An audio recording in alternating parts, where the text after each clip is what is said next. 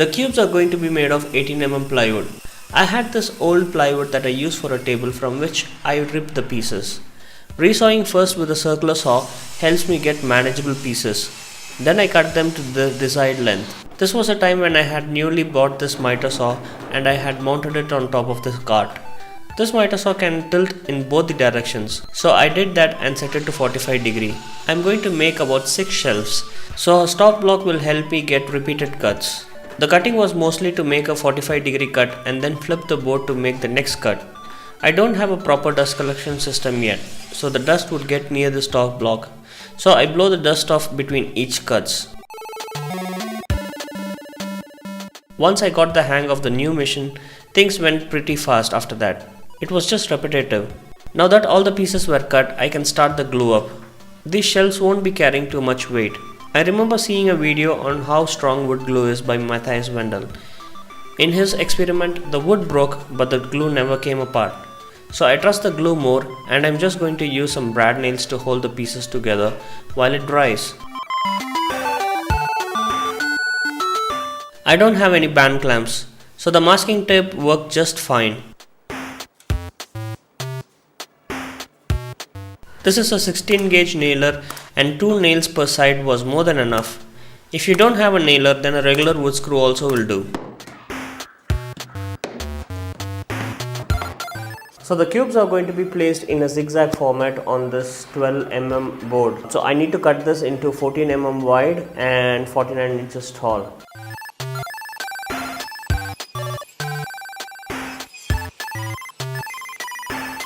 So the boxes are drying up in the sun and they are white in color because I've applied an acrylic putty on top of it. This is a very important step because plywood has wood grains which kind of give a rough texture.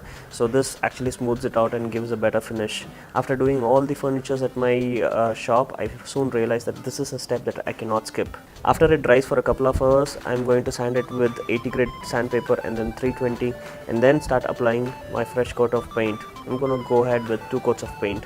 I was happy that I did the sanding outside because putty sanding is always very dusty.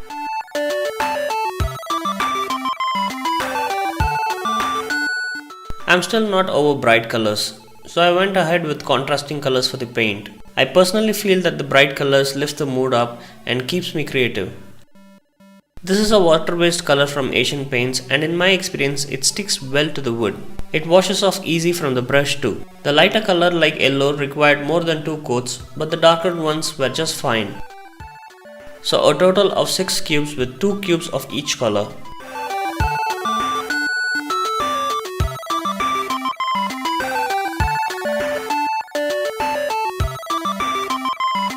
I laid it on the table to arrange it in a pattern. It helps me visualize better. Finally, I designed on a staggered format mostly because of the space constraint I had. I aligned the square to the edge of the cube. This gives me the correct place where I have to pre-drill and drive in the screws. I did not apply any glue before screwing it because someday I know I might want to arrange them in a different format. I could then pre-drill with the countersink and then drive in 1.5 inch screws. 2 screws for each side should be plenty strong. This shelf is going to be an addition to my electronics lab, so not much heavy items will be kept on it.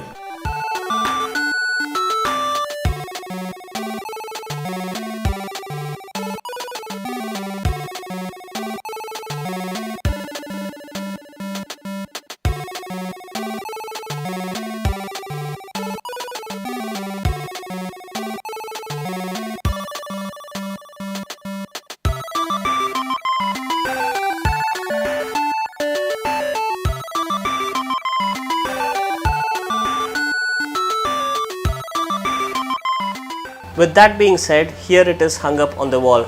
Isn't it the prettiest? You tell me in the comments. Is it functional? Yes, of course it is. I have already stocked all my items here and have been using it for a month now. I'll try to put in the dimensions in the description, but I think any cube size would also look good.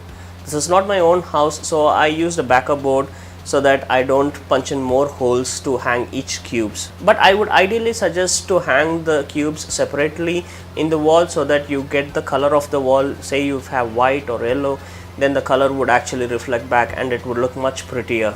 Did this project help you learn anything? Do you like it? Let me know by clicking on the like button and down in the comments. It is beyond my comprehension why you wouldn't subscribe to such an awesome channel, so do that if you haven't. Also check my Instagram page regularly to see what I'm working on right now. Until next time, happy learning!